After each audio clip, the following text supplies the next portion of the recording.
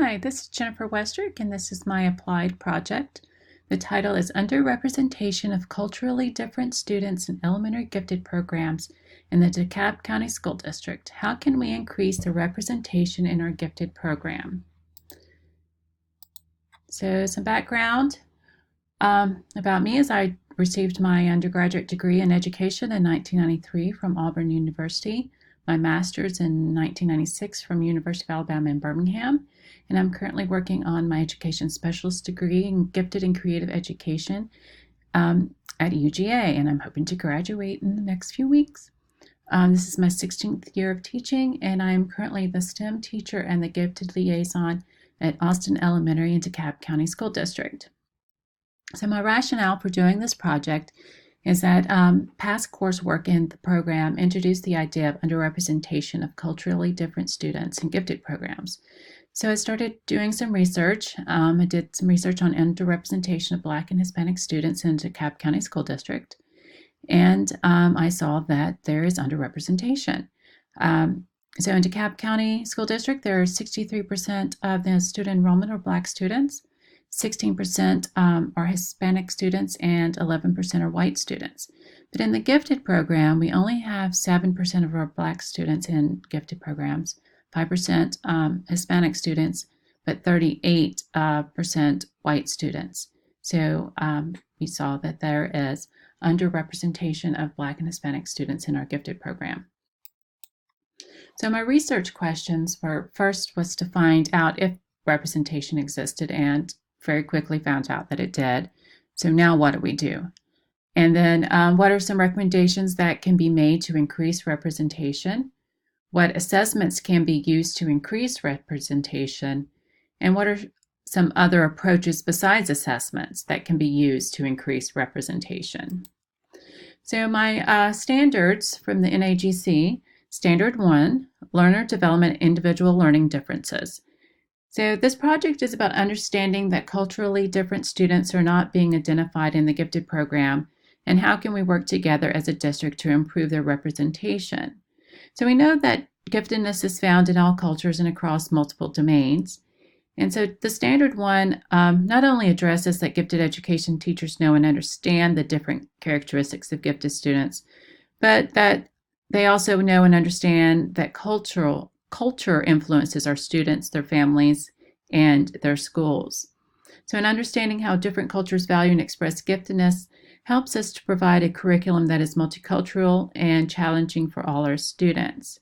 So the first step in identifying culturally different gifted students is learning about and understanding their differences.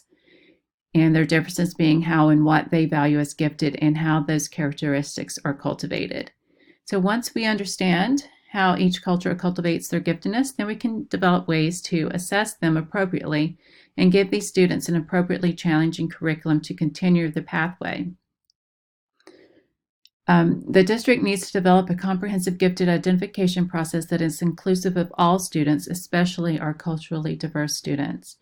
And this comprehensive gifted identification process begins with our gifted education teachers knowing and understanding the different characteristics that are developed in each child, and to understand how different cultures have different characteristics of giftedness that are important to them. So my second standard is Standard 4, Assessment. So this assessment standard represents the project by validating that the gifted identification process needs to include multiple types of assessments that will attempt to measure ability, achievement, motivation, and creativity.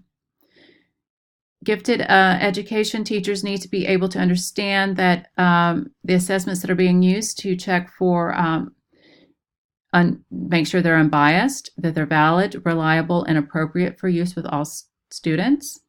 And assessments need to be appropriate for all students, including our culturally different students. This project aims to provide the school district with a variety of valid and appropriate assessments that will identify gifted students from all backgrounds. Gifted education teachers know and understand that not all students come to school with the same level of academic exposure and background knowledge. And we know that standardized assessments do not factor this into account when using their national norms. We know and understand that creativity and motivation are expressed differently in each child, And we know and understand that different assessments are needed to ensure that we capture students that are showing gifted characteristics and those that are showing their potential. So the project design is that I'm comparing 2 schools in each region in the DeKalb County School District. I'm comparing Black and Hispanic student enrollment with their enrollment in the school's gifted program. I'm looking at 14 schools, and all 14 schools are Title I schools in high poverty areas with 80 to 99% free and reduced lunch participation. I used Donna Ford's 20% equity formula to determine the target representation of Black and Hispanic students for each school's gifted program. And then I'm making recommendations that the DeKalb County School District can implement to increase the representation of culturally different students in the gifted program.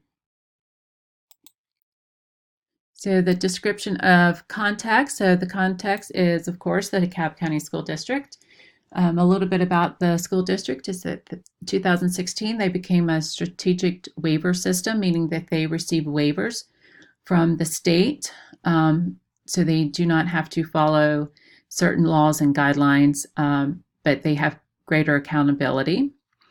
The school district is the third largest in the state with over 100,000 students.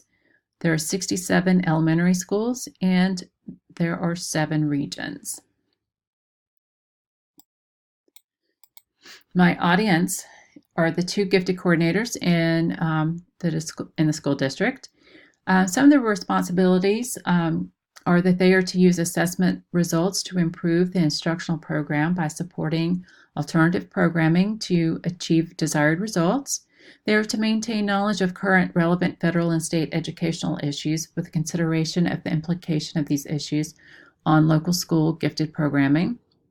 They are to develop and evaluate current gifted and talented program effectiveness and comply with laws, regulation, policies, and mandates. And they are to develop programs and procedures to improve implementation of the gifted and talented program. So I'm hoping that my recommendations will be taken to heart and we can make some changes. So the description of activities. There are 2 sections in my report. The first section is a detailed comparison of 2 schools in each of the 7 regions. And then I did a comparison of total student enrollment in the gifted program. I looked at what the target representation should be and the free and reduced lunch program participation and different programs offered at each school. The second section of my report includes recommendations for the school system to increase culturally different student enrollment in the district's gifted program. So here are examples of 2 graphs that from my project, Montclair Elementary and Dresden Elementary. You can see that I look at the number of Black students in the school, the gifted enrollment, and then what the target representation should be. And then the second section of the report, the list of recommendations for the school system to use. My description of findings. Well, there is an underrepresentation of culturally different students in the district's gifted program throughout all 7 regions of the school system. And then in my research, I found that there are lots of recommendations that can be used to increase representation. And some of the recommendations that I made are to use a later in school year's test date for gifted identification. We currently use the fall map. We also give the map in winter. So I propose using the winter instead of the fall or in addition to the fall. Using local norms rather than national norms, using a nonverbal ability test. For Hispanic students, we can use the Spanish version of the COGAT. Having the teachers in the district receive their gifted endorsement, using teacher recommendations in addition to testing, using academic enrichment programs, and to use products or performances in place of tests for gifted identification. So some of my follow-up or future plans is I'm going to share this report with the recommendations to the DeKalb County School District's gifted coordinators. I'm going to work closely with them, I hope, to implement a plan to make the recommendations a reality.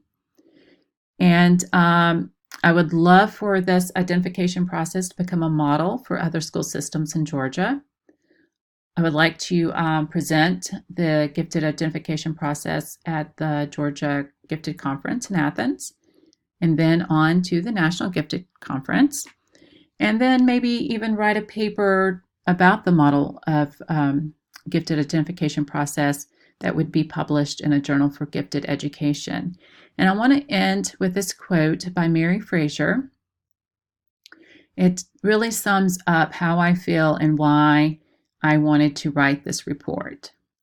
To achieve this deeper and broader understanding, it would be helpful to focus attention on those children we are missing when traditional identification procedures are used. The goal should not be to find ways to fit these children into the existing paradigm.